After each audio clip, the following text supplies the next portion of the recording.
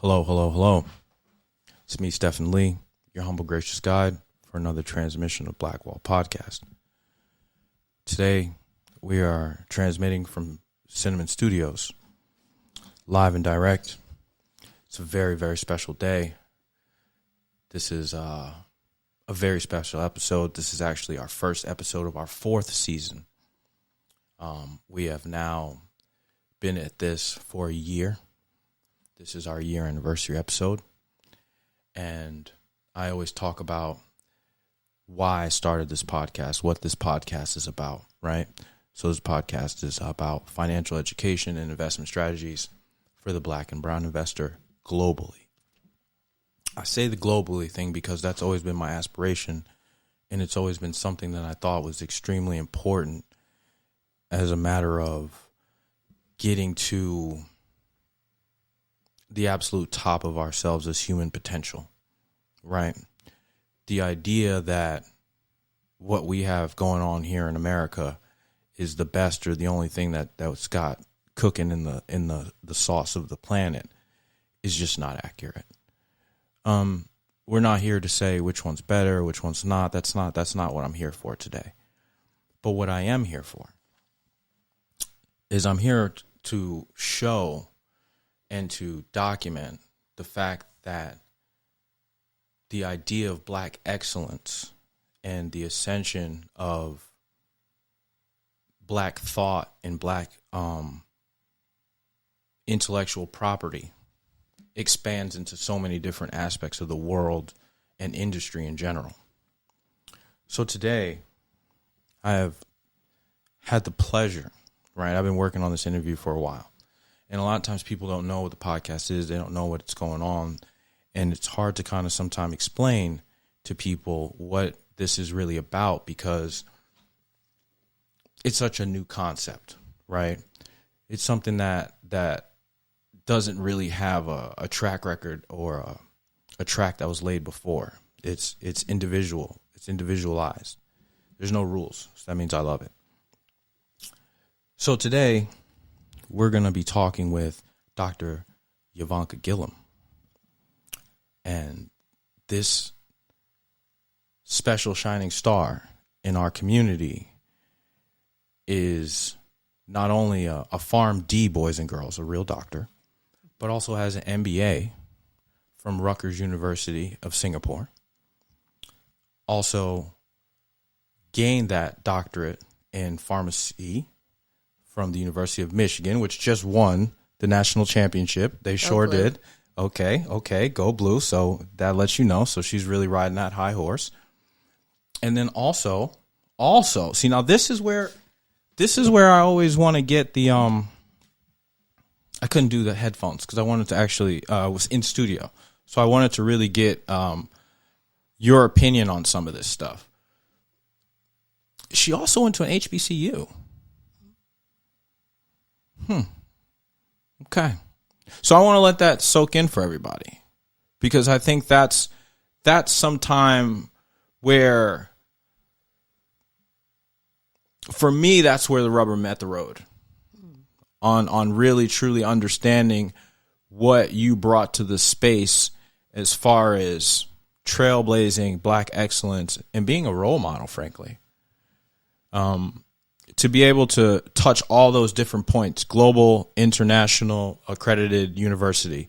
Some would call it the Ivy Leagues, Michigan. Okay. There's a whole story on why it's not. If we want to get into it, we'll get into it. But as far as academic prowess and alumni list, that's Ivy League level. There's no two ways about it. I'm an Ohio State person. That's my own personal business. Okay. We're going to keep it there. But we have to give Michigan their props. But then to also start, and if I dare say, have your foundation in the collegiate academic world in the HBCU, is pretty fucking impressive. It's pretty impressive. So I want to go ahead and welcome you to the Blackwall Podcast. I want to also thank you for being here at the Blackwall Podcast and allowing us to get some of that knowledge that you have and to be able to share with our listening audience your journey to this point and the adversities that built the toughened human that we meet today, to be able to go out into the world, into the global marketplace, and make an impact. Well, thank you. Absolutely. Thank Absolutely. you for that. Glad to be here. Thank you for the invitation. Long time coming. And congratulations on your success with the podcast. Thank you. Thank you. One aspect of the HBCUs, I attended not one, but two. I started out at Southern University, and due to family matters that took me a little bit closer to home, finished at Grambling Okay. State University. So I have the pleasure of attending both. Okay. I grew up in more of the Southern University household because my parents were Southern Knights, as it's called. They both attended Southern University. Okay, so that's a thing. That's a thing. Okay. Huge thing. Okay. Huge thing in the South, huge thing in Louisiana. And so, proud graduate of Grambling. Okay. I'm a Southern Knight / Grambling Knight. And, happy to have had that. Is that experience. something that's common? Like, do people usually do that, or Oh, how? absolutely not. It is usually you ride with one team. Either you're a Grambling Knight or you're a Southern Knight. Oh, so they're kind of like rivals. They are definite rivals that play Oh dear. at the Bayou Classic for Thanksgiving every year. It's a Oh huge shit. rivalry. So they're like they're rivals. They're rivals. It's the Michigan, Ohio State of the South, of the HBCU Wow. South. Wow. Mm-hmm. Okay. So that's something different. That's something different. So how did you finagle that? I don't understand. How do you go to Michigan and then go to Ohio State for all intents and purposes for our people out there? So how would Even I though you have- did go to Michigan. Right. So, okay, let's not say that because that's a bad example. How do you go to rival schools?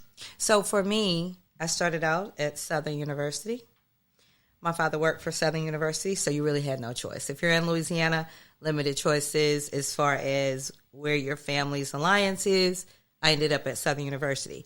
However, when my mom became ill, Okay. I needed to be closer to home. Grambling is about 63 miles from Shreveport. Okay. So I transferred, took some courses at home at SUSLA, Southern University, Shreveport, Louisiana. Oh. And finished at the four-year university, which was Grambling. Okay. Okay. Because it was the closest, just about the closest four-year university to Shreveport. Okay. And so I ended up finishing there, which was wonderful. I had the pleasure or the chance to have both experiences and graduate with great honors from Grambling. Okay. With great friends, a great network. Shout out to the group that helped me to complete my studies. Okay.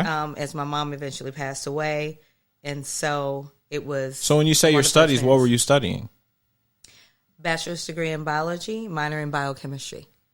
And my favorite professor was Dr. Walton. Wait. See, when smart people like you do, when you come here, you do this shit. Yeah. Wait, say what'd you do A again? bachelor's degree in biology with a minor in biochemistry. My favorite professor was Dr. Walton, who is now at Grambling in administration. And myself. So for us layman people, what exactly is that? What is biochemistry and bio what? I just heard two bios. Biology. A bachelor's degree in So biology. biology, like the thing where I was in class with the little dead fetus Oh, pig. absolutely. That? So dissecting, laboratory. Wait, slow down. entomology. So you were the girl who actually liked that in school. I love that. So when the frogs came out, the pigs came out, you were all about it. Absolutely. Could dissect it with my eyes closed. But I got there because my mom was a mathematician and a scientist. Okay. And so my mom also, working at Bethune Middle School, she was over the 4-H club. Okay. And there were a lot of experiences raising animals, chicken, and so forth for her 4-H projects. And since she was a scientist, collecting bugs and, pinning them to a board and killing them with. So what was that little the book of the little girl who did that? It was like Judy Bloom or something? I think it was Judy Bloom. Right? Because I feel like my little girl's Lily Meyer. Shout out to my daughter Lily Meyer. She's all into that. Go outside, get the worms, bring them inside, see how long she can keep them. So you were that type of kid. I was definitely that type of kid. Okay. Looking at in the summer with the galoshes on, collecting any animal, raising any animal, except a pig, but chicken, rabbit, frog. Toads, So where are you from? You can't be from New York like me because there's no such things not. like chickens, I'm from things, Louisiana, this, that, and the third. Shreveport, Louisiana. So you're from Shreveport, Yes, Louisiana. Isn't that where True Blood was made? A little bit closer to Grambling, Monroe, Ruston area. So about 80 miles from Shreveport. So that's like Bayou country. This is for us Yankees. I don't know. When we think of that, we think of honk honk hee haw with the I wouldn't think of it that way. with the That's not what I would do. I wouldn't do that. No, because they have the fishermen, the show. Don't do that. They have the very What show? famous show where they go out on the crafts, the things that go over the water. What are those? The swamp That's not things. the same. That's not the same thing. No, it's not. Oh, We're from I'm ignorant. North Louisiana. Okay. Close to Texas. Okay. Arkansas, Okay. Arkansas, Louisiana, Texarkana. I love it. And no, it's quite urban city. Okay. That's more south. Okay. A little bit further south. Baton Rouge. So those young areas. Dr. G, growing up, collecting worms, everything but a pig, you're into it. That's what you Into said. it. I'm a scientist. Right. I'm So into it. you're into it. Yeah. Okay. So then when do you know, hey, I want to take this from going and playing out in the summer, collecting fireflies and everything that we all did, to I can't wait for this pig to come out for us to dissect it? Because you said you went to college for biology. Sure. So Have a that's not bachelor's degree in biology. right. That's not something that's the course that all of us were trying to skip in high school. And you chose to do that in college and some other thing that has something to do with bio. Say it again. So biology and biochemistry. Okay, so what's the difference? So you did chemistry and biology. You chose to go to college for did. biology and let me get a side of chemistry biology. Absolutely. And then I went for a doctorate degree in pharmacology. You just couldn't get enough ology out of it. I couldn't. Is there more ology you got out of this? No, then I went on for my MBA in international business. Okay, so let's reel it back for our listening audience. Pig comes out, super excited. We get to exercise our science mind. Little girl from Shreveport. Okay, great. How do you now know I've gotten the good grades? I like doing this in high school. What possesses you to say, I want to do this more in college? If you have a passion for something, so the scientific aspect of dissecting, learning more about the metabolic aspect of science, evolution, and even microorganisms. So I also was the kid that enjoyed microscopes and looking at slides under a microscope, microorganisms, etc. That morphed into then taking that a step further, raising rabbits, chicken, and so forth. Wow. That morphed into biology, human biology, Okay. and so forth. So you can't get a cadaver just, you can't order up a cadaver. So there may be a pig. So it's an evolution. Okay. Undergrad, Grambling, Southern, primarily Grambling. Entomology, also. So did you have to genetics hide one of your school memorabilia and stuff when you went to the other one, or did you show up to Grambling with Southern stuff on? Never. Or you knew You better? cannot. I you would knew never. better. Okay. I knew better. Okay. Oh, hey, knew I don't better. know. I don't know. You could never. Okay. I knew better. Okay. I would never. Also, I was there for the grades. I knew from a young age, if you get that book, the world is open, global. There's nothing you cannot do or have are there's no Right. there's no limit. And so there was the rivalry, yet there were the perks of getting that bachelor's degree. Correct. That was your That was end the goal. ultimate. Yeah. Okay, so we realize we love it. We have a passion for it. For some crazy degree, some crazy idea, we decide we want a double dose of ology. Yep. Okay, so now we get the double dose of ology. I'm going to ask a silly question, right? This is a question that I think many people, I'm going to assume, have asked you. After all that, why not just become a doctor, like an MD? Why not just become a stethoscope doctor?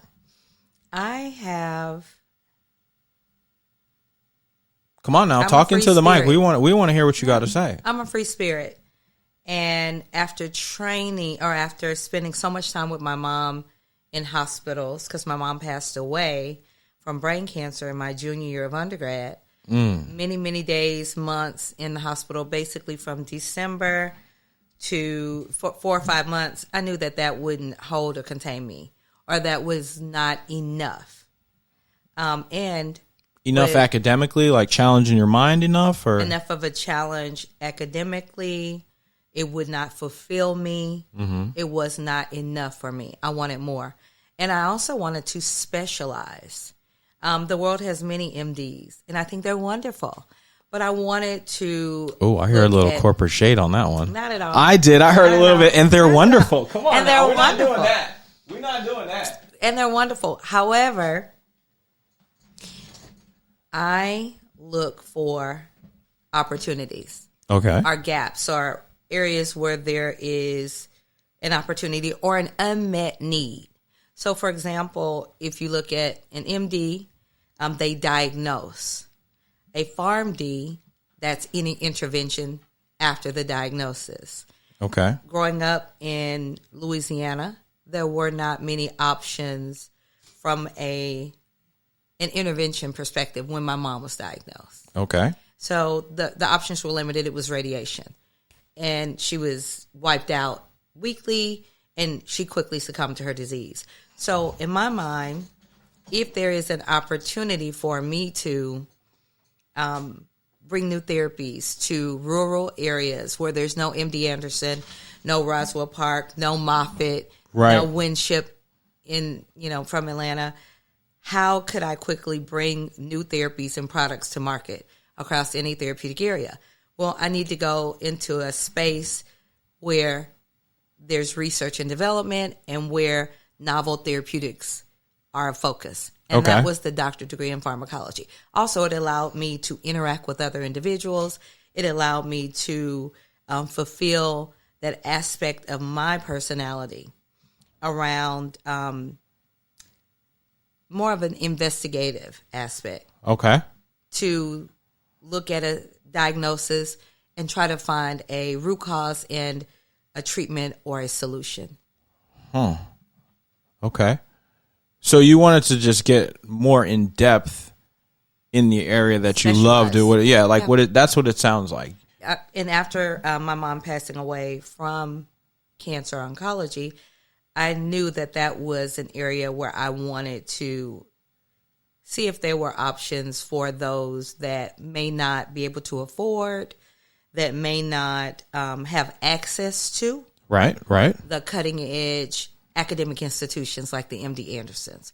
What about the teacher that's in Shreveport? What about the farmer that's in Baton Rouge or where have you? When they need treatment, how will they get that specialized care or an access to a cutting edge clinical trial? Okay. And so I decided to specialize in bringing clinical trials to those individuals that may not have that option. And that led me to the doctorate degree in pharmacology. Okay, so you do this. How do you now navigate the part of the story where you accomplish all these goals, right? You're driven. I don't want to say it's obvious, but if you go on to your website, like I did to get all your information, right? Yeah, because that's what I My do. website, cradvancement.com. That one? See, no. I'm just asking. No. Or are you talking about Ivanka? I am talking about YivankaGilliam.com. Link will be in the description of the bio of the episode, boys and girls, because I want everyone to be able to see what I'm seeing. When we're talking about your accolades, I think there's a little bit of a detachment to it. So that's why I want to slow it down and reel this story back.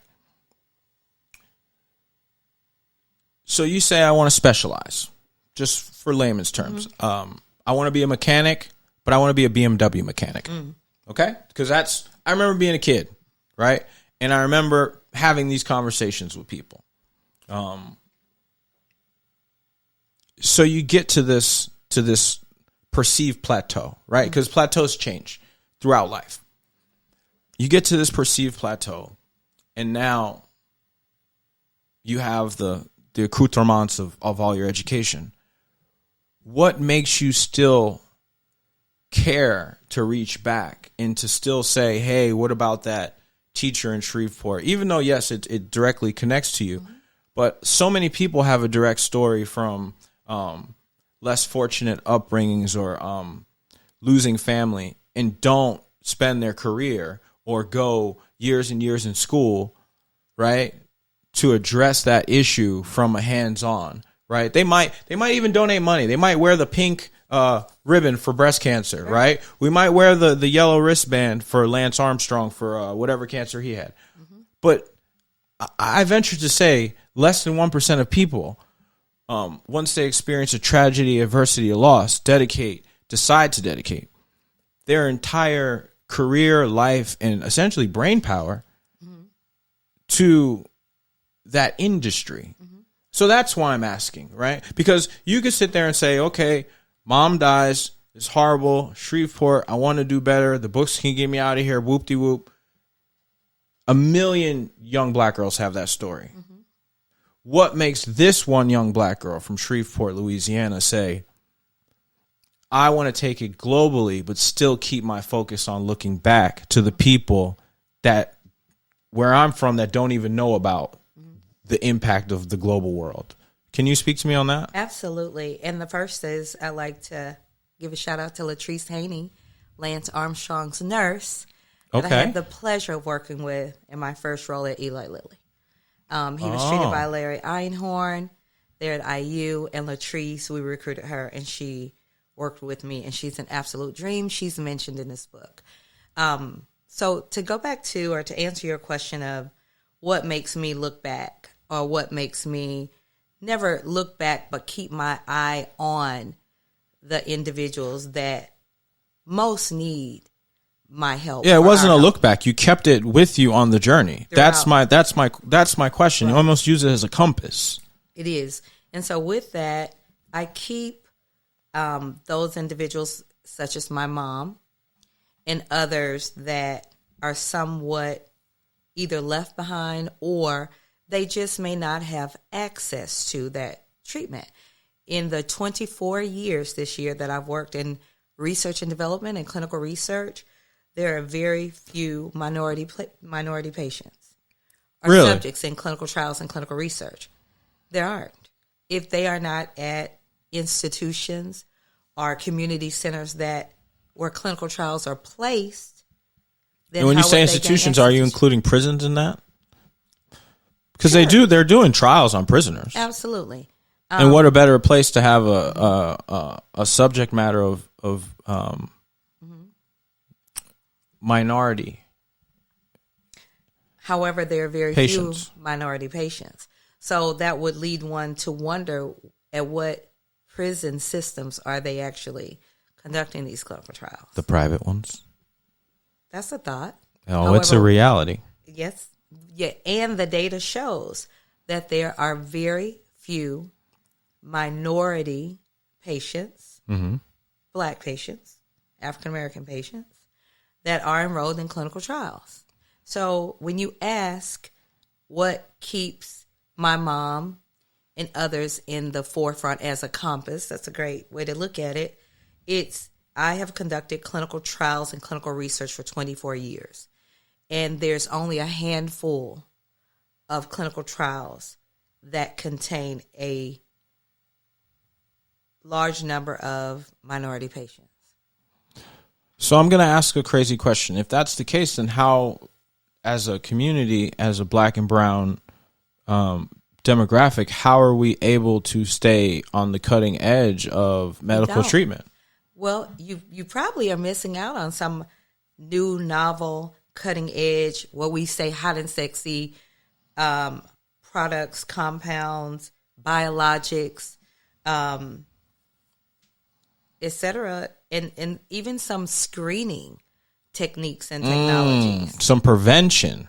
Screening, some preventive things also. Multi-cancer early detection, probably missing out quite a bit, because now multi-cancer early detection, and I've worked on a few of those trials, that's occurring at the annual visits. Okay. But if those studies and trials aren't taking place in our community, then we're not being screened. One good example of that was the pandemic. In an aspect of a pandemic, of which multiple have occurred, this was quite significant because of the nature of it. But what we found through this pandemic is the majority of patients that survived were Caucasian males. Wow. Why did they survive? Because we knew how they would respond, what they would respond to, what adverse events, how to manage it, and there were protocols in place. However, you had the database for it. We had data, and we knew what to do. There are protocols in place. Where is the data from our community? Well, let me tell you one, if I may. Please rock and roll here. We're here for you, Dr. G. Shit, let it rock. One aspect is because this is bigger than just, not to cut your wisdom, but this is bigger than just not collecting the data. That's our responsibility as black and brown. This is not on somebody else. And also to finance, to facilitate. Absolutely, which is a great point. However, one aspect that's been a deterrent is the Tuskegee Airmen incident. Absolutely. It's deterred many minority patients or subjects from wanting to participate or being willing to. And what it takes, in my opinion, is education. But also, when you speak about financing, there needs to be more community clinics that are represented or housed or sourced with minorities to build that trust. Oh, you're just trying to go there right now, huh? Going directly. We're going right there? Straight, no chaser. Wow. Okay. To build trust. Get your microphone together. Just bring it closer to you. Bring it closer? Yeah. Okay. Yeah. God damn it. All right, guys. So you ready to go there? We got no choice. So objective, raw, and real. So we've done the bio. Everybody knows who you are, Dr. G. Like I said, link in the description if you guys want to really dive deep into her her academic prowess. And my LinkedIn. And your LinkedIn. Should be there. That's if you really want to know about it. If you really want to know what's up. But I feel like you kind of charge to look at your LinkedIn because your time is not free. So let's just put that. If you're on her LinkedIn, have a check for it. That's fair. I think that's fair for me to say. If you want to benefit, if you want to tap in, if you want to tap in, cut the check. Okay, so moving right along. I said it, you didn't. Pay peanuts. You pay peanuts, you get monkeys. That's what I heard. Oh, wow. Someone told me that. My friend Jess Rosea told me that. Okay. But I digress. We digress. Yeah. So, no monkey shopping here. Full disclosure. Everybody knows I'm an investor. Mm-hmm. I'm a real estate investor, buy and hold. And I've just recently started in the private equity space. This is my first year. 40 Acre Tech, as everybody knows, is a startup, technology startup software company that I have partnered up with CEO Fierce, who is my illustrious co-host. But you also are another startup that I've invested in. I've said on camera, I've said on the podcast many times that I really do believe that female CEOs and founders in the space are underrepresented. I've said this before. I've said it at the Afrotech conference. I will continue to say it. So I have personally, as I watch markets and other things, I've seen that the medical industry and sector has been undervalued the past couple of years. After the pandemic, it was on a fucking red hot streak. If you threw essentially the letter 19 on it, it was going to sell out. We've seen a correction, but I think the correction is overcorrected. It's my personal market opinion. So I've deployed some capital to invest in some business ventures that you have. If you choose to speak on it, you choose to speak on it. And we're also in the process of trying to directly solve some of these issues of lack of representation, lack of access, and lack of prevention and clinical trials for the black and brown of not only the United States, but globally. This is something that we're actively working on. I have to be honest about it because this is a financial podcast. So people might be wondering, why are we talking to a doctor? We're talking to a doctor because we harp on a few very specific things or asset classes that in the black and brown community that are accepted to make money, right? So when you hear I'm a doctor, they're thinking in the office, stethoscope, write my prescription, let it go. I want people to think outside the box. When we think I'm an investor, we think houses, stocks, bonds, boo, boo, boo. I want people to think and take a step and say, what are our needs in the community, right? What are our needs? We all know that black and brown people need better healthcare services. This is no longer even a fucking question. My question here, as we sit in Atlanta, Georgia, the richest black American oasis in the world, is why are we not investing in minds like you and in procedures and people that are focused on solving these issues? Morehouse Medical School is right down the street. Okay, so I'm trying to bridge the gap between the finance and the medical industry and the black intellectuals and academics with finance in other places than real estate. So this is where it was so important for me to have you on as a guest. So one of the key aspects from an investment perspective, whether it be financial, resources, personal growth, etc., is healthcare should be at the top of the list. I agree.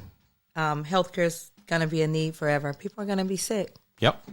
So if you want a surefire return on your investment, healthcare would be an area to invest.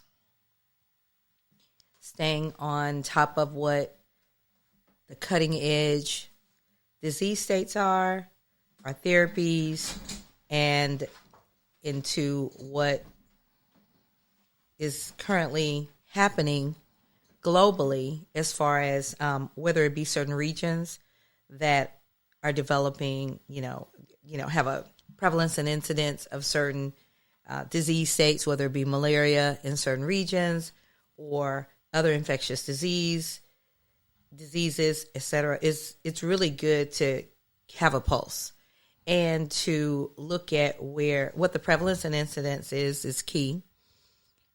If there is an unmet need, if there's a shortage of clinicians, if there is an overpopulation of a certain disease or disease state. Okay. And how to help that population to meet their needs. Because that will be an immediate almost ROI. And that's a great opportunity as well to help others and to,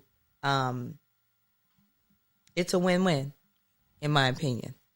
From an investment perspective, as we think about our minority community, let's just look at the U.S. Right now, the FDA, the FDAR Act, it requires that the majority of pharma, biotech device companies for trials, you must include minority patients. You must. So if you have a trial that's been ongoing for 3 to 5 years, and you still have a few years remaining, and you don't have any minority patients, then you may need to almost start over, or you need to quickly try to get minority patients. That could be a significant loss of revenue for those pharma companies, and also it's a loss of opportunity for our community to have access to those products. Correct. So how do we fix that, right? Community centers, low-income areas, to ensure that they're equipped with individuals that look like ourselves. So that's an investment. Because that will help bridge that trust factor that we were talking about. That will solve that trust factor. And then place clinical trials there. Make it a clinical trial site. Give access to, the working class, whatever that looks like. Education, engagement. Make sure that the same clinical trials that are available at MD Anderson, Moffitt, Roswell Park, University of Michigan are available in the communities, and that they're accessible. I mean, that sounds good and all. That sounds great. That's noble. But as an investor, how do clinical trials make money? Does that make me money? Great. We've solved the issue. Now everybody knows that they're sick. They eat too much fat and sugar, and we've got cancer everywhere. We now know that. How did the investor make money out of it? Let me ask you this. Did the recent pandemic, Yep. do you think, what were the two companies that had the top vaccines? Pfizer and Moderna, correct? All right. Did they make any money? I think they made it. Yeah. I think they I made I don't think boatload. it's rocket science. I don't think it's rocket science. They both made money. They made money, right? Mm-hmm. Probably one of the shortest spans, quickest clinical trial timelines that I've ever seen. 24 years. Clinical trials usually take 3 to 5 years, if not longer. Vaccines were out, and there were multiple rounds. And they made a little bit of money, right? I'm assuming so. Yeah. I believe it's public. It's probably public. Yeah, billions of dollars. So as an investor, the average clinical trial, the phase is phase 1 through 3, and then there's phase 4, the post-marketing or post the approval. A phase 1 trial, the average, that's a small trial, it is under 15 million. Phase 2, phase 3. Boys and girls, did you just say 15 million for phase 1? 15 million for a phase 1, it's just a couple patients. So let me do my drug dealer math right here. So you're saying that they're looking for the black people for the clinical trials. It's a must. You must. There is a law called the FDAR Act where you must include minority patients. And to do that, you have to get minority patients to trust. And you have to educate them, and you have to create an environment of trust.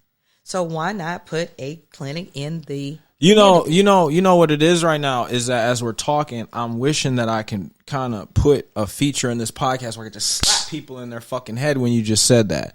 So they can really grasp what I'm trying, because I'm trying to like slow it down like real layman, how like, because I feel like I'm robbing the bank. Yeah.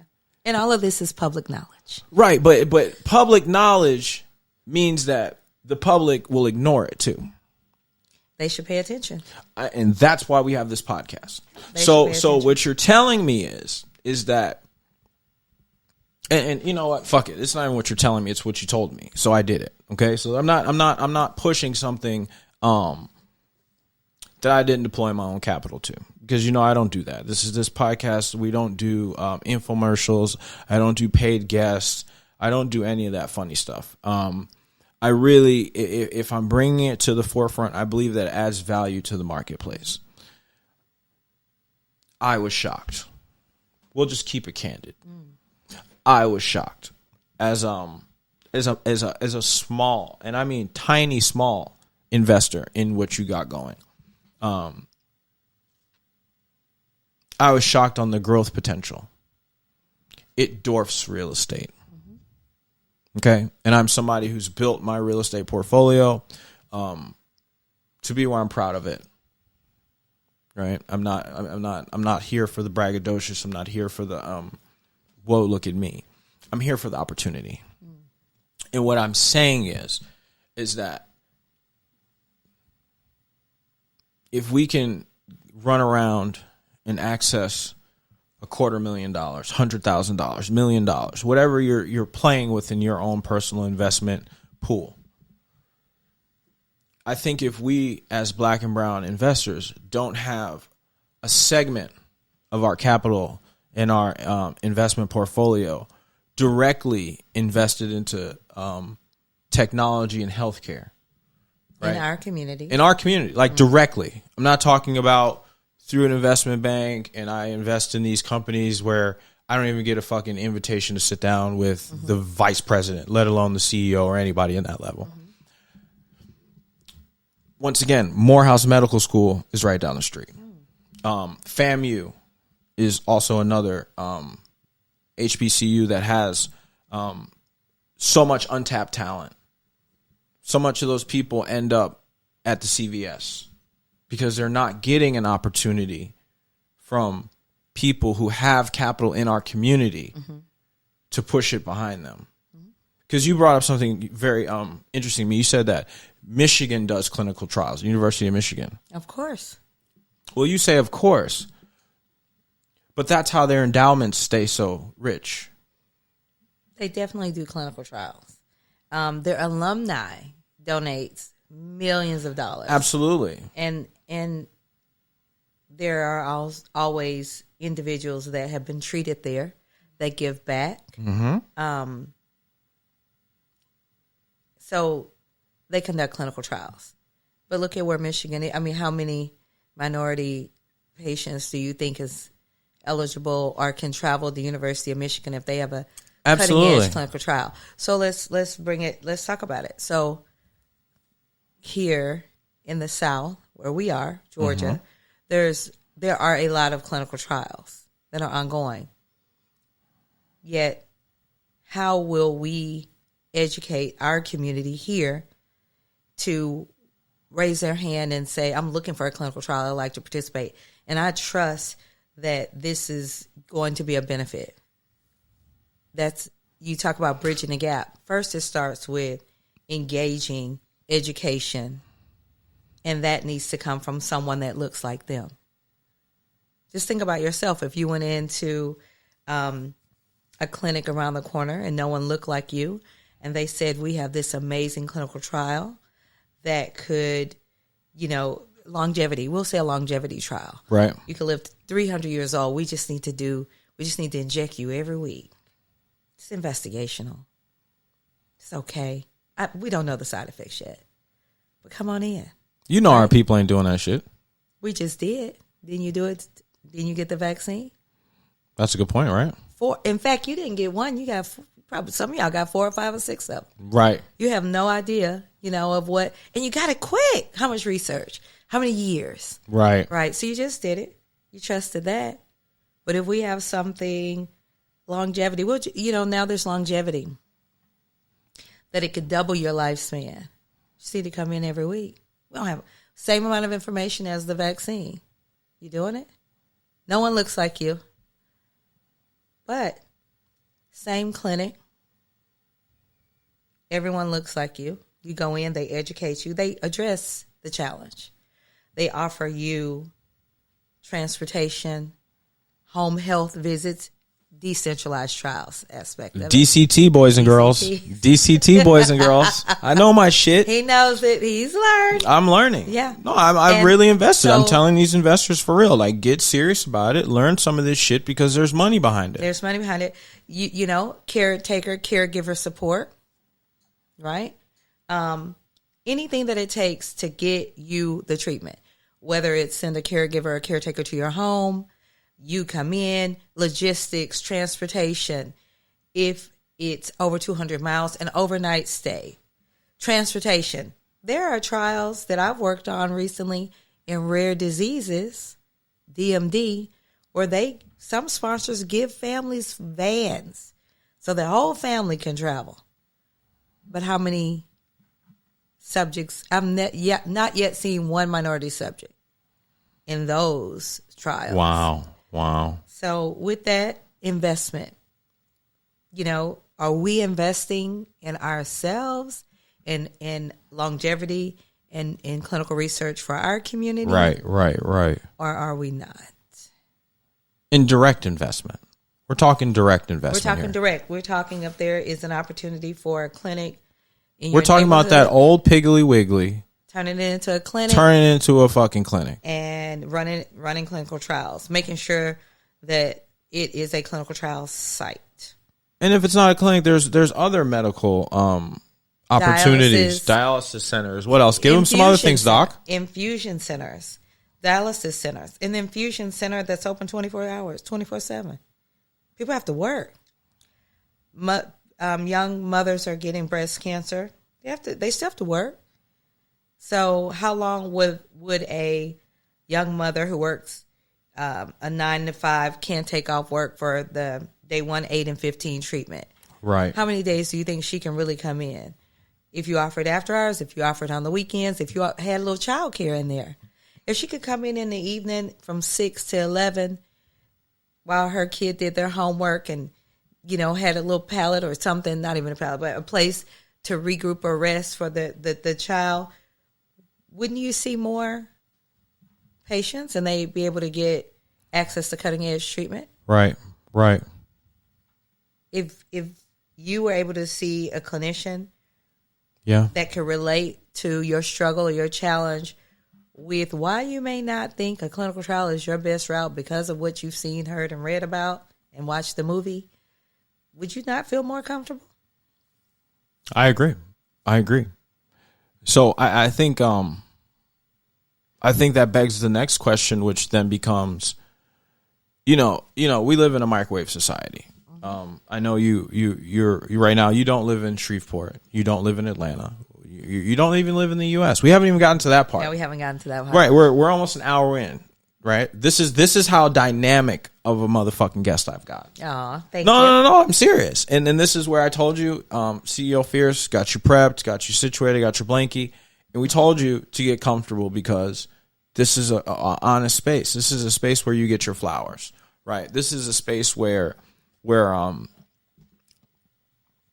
black excellence is slowed down and appreciated like a fine wine. Does that make sense? It's like it's the antithesis of what people have been working for their whole life. Is sometimes is to have people appreciate you.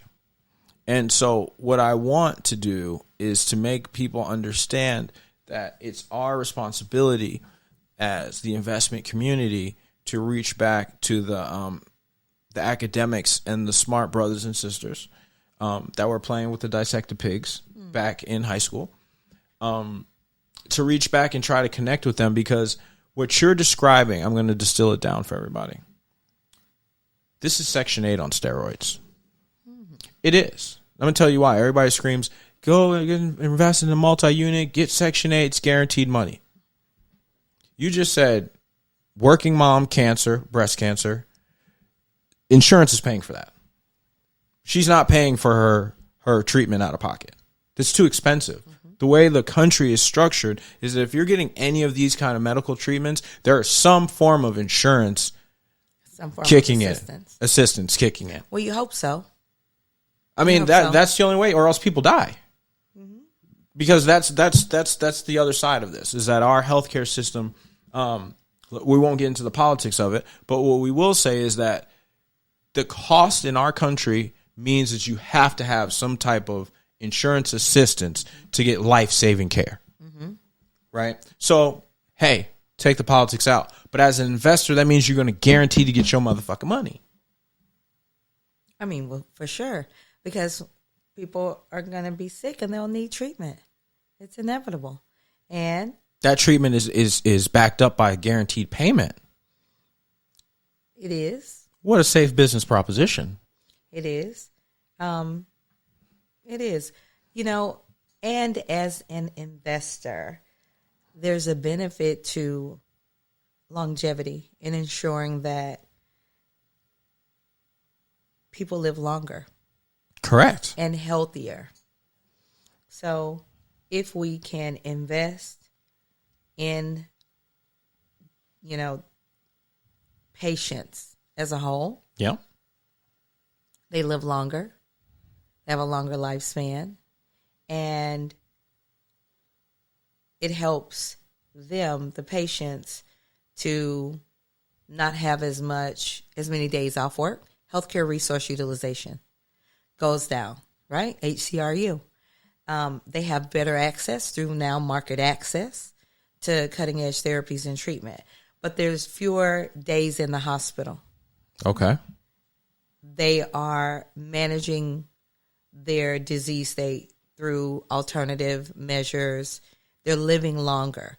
The longer a person lives, the more revenue there's generated, right? Correct. Okay. Correct. And in a positive way. Absolutely. So the first is, of course, well-being and focusing on patients living longer. Making money is not a dirty word. I think Not here on this podcast. I think making money is a great word, and I also think, And I want to steer my listeners to businesses that are outside the box, that have Definitely. longevity, that have growth scale, Right. right? They have all these things. That's why I was attracted to investing in your business. right, I'm not going to be selfish with my knowledge. it needs to be scalable. And when I say scalable, in the U.S. and which we we're touching on. We're getting yeah, there. we're getting there, and globally, I think that there's great opportunities here in the U.S. I didn't even mention that you have a golden visa. There's also great and wonderful opportunities OUS. OUS is outside of the U.S. or ex-U.S.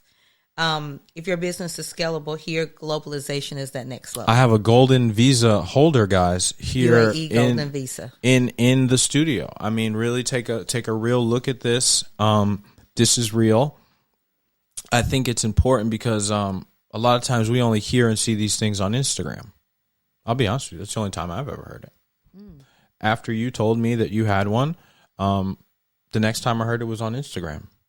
So I think that relatability aspect, this is where it's very important for me to have people like you on the podcast, because it stretches everyone's minds, right, to what's possible, right? Because I know someone's sitting here listening like, man, I never even thought about investing in a medical clinic, because I know I didn't before I got the opportunity. So I want you to touch on, if you could, what and how can the black investment space and dollar, how can we better facilitate in court some of you guys in the corporate world that don't get the same opportunities to branch out independently as your counterparts, as your white counterparts? I think, or Asian counterparts. Sure. I think connecting, networking, thinking outside of the box. The first step is to connect and network and be open-minded. To connect with someone like myself that is a total out-of-the-box thinker. I enjoy looking at gaps in the market, how to fill or fulfill an unmet need. You should be open and also an out-of-the-box thinker. Absolutely. Because, there's only so many no's. And I have a saying, never let anyone tell you no that does not have the power to tell you yes. Never let anyone give you a no that does not have the power to tell you a yes. Hello. I love that. I love that one. That's important. That's very powerful. If wow. you've received no's, as many of us have. We all have. And so I took it upon myself to find the yes. With that. Or create the yes sometimes. Or create it. So if I were an investor and I wanted to tap in, LinkedIn. You're right. LinkedIn is the nature of it. Oh, that's the corporate playhouse. You guys, that's you guys' social media, corporate social media. It is, but it's what works. It fucking works. It works. I'm not on the other aspects of social media. Yeah. But LinkedIn, that's when you pretty much know someone's serious. You know, I started posting my podcast clips on LinkedIn, and it totally has changed, and it's grown my podcast. Sure. I think that there is an opportunity, but then in the approach, being open-minded, because that's what we're doing. Right. Open-minded. I'm looking for something that is unlike what I've ever thought of. I'm hungry for that. Okay. I want to hear a new idea or look at things in a different way. Is that part of what brought you to go to the other side of the globe? Somewhat.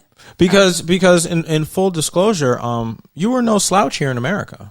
You were. It's not like you were boxed out and trying to figure out a need to reinvent yourself. You chose for the harder mission. I chose the mission that was the best fit for where I am in my career. So I'd worked in the U.S. for 18 years. I chose to look at an area where there's a larger unmet need or gap than I'd experienced here in the U.S. Okay. So in APAC, Indonesia, Vietnam, Cambodia, Thailand, Right. there's our unmet need, and then there's the gap or where they are. And I felt for my specialty, oncology, thoracic oncology or lung cancer, that there was a great opportunity for me to gain more insight into where there's the highest prevalence and incidence. And that was in APAC for lung cancer and liver cancer. So I'm always a student. I want to learn. Right. I think that's extremely important for success, right? I'm a consummate student. I want to learn. I want to grow. And I want to hear, and I want to just soak it in. Mm-hmm. Going there, I was able to immerse in where there's the highest prevalence and incidence for lung cancer patients. Okay. And where is that at? APAC. So I am located in Singapore, primarily. For liver cancer, for both. And the reasons are all public and so forth. You can look into that. But it also gave me an opportunity to expand my thought processes, to learn from others to pick up real world evidence or real world experiences, and to learn from individuals that I may not have had access to here in the U.S. Right. And it changed my perspective. But it also put me in front of cutting edge clinicians and oncologists that are treating a different subset of patients, so that I can learn more about that subset of patients and how I could extrapolate what I learned to my own community. Okay. Real world data, real world evidence. Traditionally, that comes at registries, observational studies, beyond the clinical trial. Okay. And so forth. So once again, for me, it was a personal aspect, but also it's in industry in the U.S., a lot of times there are those no's. So it's, you don't have the MBA. So I have the MBA in International Business from the prestigious Rutgers University. So you went back for another dose. Of course. I will never let anyone tell me a no. That does not have the power to tell you to yes. tell me yes. So if it's, you don't have an MBA. Well, now I do. Oh, you don't have global experience. Now I do. Oh, you could go to UAE, but you don't have the golden visa. Well, now I do. Right. There are no no's. When I started in the pharmaceutical industry, medical affairs, you don't have commercial experience. Now I do. So I went out in the field. I carried the bag. Oh, you don't have marketing experience. Well, now I do. Oh, you've never launched a product with the FDA. Well, I've launched 9. I saw that. 9. And so then you've not managed a team. I've managed many. Oh, you don't manage your P&L, quite a few, many, et cetera, et cetera. I challenge investors to find individuals with the grit and the endurance and perseverance to have sight beyond what they can see. And if there is a glass ceiling or a ceiling to break through, is it comfortable? No. I left here with 2 check bags and a carry-on. Landed in Singapore, didn't have an Here employment being base. where? Left where? Where did you leave to I go to left Singapore? Georgia, Atlanta. Atlanta. Wow. I left Atlanta, Georgia with 2 check bags and a carry-on. And I knew I was going to make it. Were you Because it homeless? was- Were you broke? Like what was No. what was going on? No, I was. I mean, if you were living in price- Atlanta and you just left with 2 check bags, well, what the fuck was going on with you? I wanted to. Because that's take a what I mean. shot That's at what the myself. world is going to ask. I The wanted world to is going to take- say, "Okay, we go, we do all these lofty things, we're balling, we're living life, we got the world by the balls, and we take 2 check bags to Singapore." Okay, where is Singapore? Boys and girls, it's in the middle of the ocean, south of China, next to Malaysia Be and some careful, other things. Be careful. It is. I'm be look. No. careful. I got the map right here, Yeah. boys and girls. It's Boys right and here. girls, learn where Singapore is if you don't know. Singapore is known as the little red dot. You're correct. But what happens? You know, I wanted to. And then you Push leave, my and then limits. you go there. Hold on. This is where it gets even more. What's the word I'm looking for? Masochistic. Is you leave, you go there, and then you get another dose of school after you've done all this. Absolutely. Because why? So an MBA in international business. I went to University of Michigan, their PharmD program. Back then, the rivalry was, or we were tied with Rutgers. So I wanted to see how the other half lives. If they're so good, if they're our competition, why not? MBA. I'm there. I have a doctorate degree, but I have this entrepreneurial spirit. I've owned my business since 2010. I believe if you build it, you should know how to work it and farm it and everything about it. Right. And so, in addition to hiring people smarter than yourself, I wanted to know how to run my business in all aspects. I wanted to manage P&L, and I wanted to learn and grow. Constant student. So I enrolled full-time employee. I enrolled in an MBA program through Rutgers in Singapore. That sure wasn't no Phoenix University neither, huh? It was not. It was not. And I said it, wonderful. not Yeah, you. I have nothing against the University of Phoenix or whatever it is. Or Stratford University, I have any of nothing. those They other. have wonderful programs. Disclaimer. I'm kidding. However, Yeah. I did go to the University of Michigan, Rutgers. Yeah, welcome to With that Cinema said- Studios, yeah. Blackwall Podcast. With that said, it was 20 years later. I graduated in 2000 with a PharmD. I enrolled in 2019 and graduated in 2020 with the MBA. 20 years working full time, going into a classroom. So 20 years as a doctor. Yes. So not just 20 years working, because a lot of motherfuckers is out there 20 years working and they say, I'm going to go back to school. Well. You was a doctor. 20 I am years. a doctor. Right. 20 years deep a doctor. Decide to go back to school. Absolutely. Why not? What? So Another what's your question. fucking excuse, boys and girls? I'm just saying. Why not? Why not? I'm just saying. No, my only question is why not? Why not? Why not you? Why me? Why not you?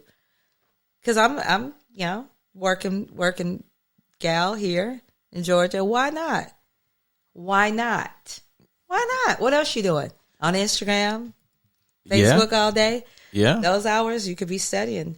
One other rule from my sweet mom that I lost: that book. If you get that book, it'll take you all over the world. I'm proof. As well as I should be the poster child for LinkedIn.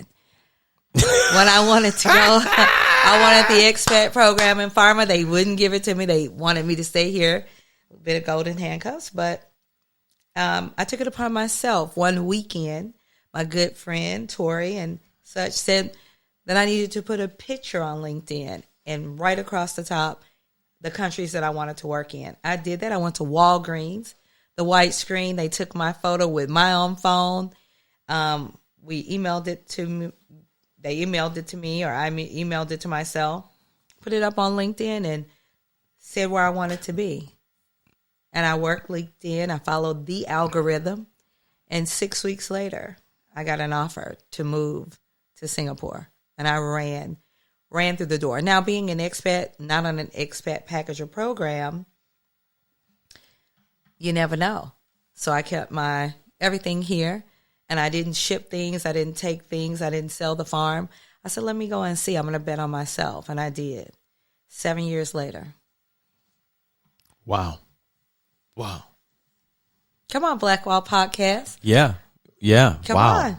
Wow. I'm sure there's some good feedback and questions. I think that there's a lot of feedback and questions, but I think this brings us to the natural break and pause, because we've now got to the point where now the people can see what made you want to stay dangerous and go take it to the next level as far as taking your show on the road, as they say, and you took it on the big road.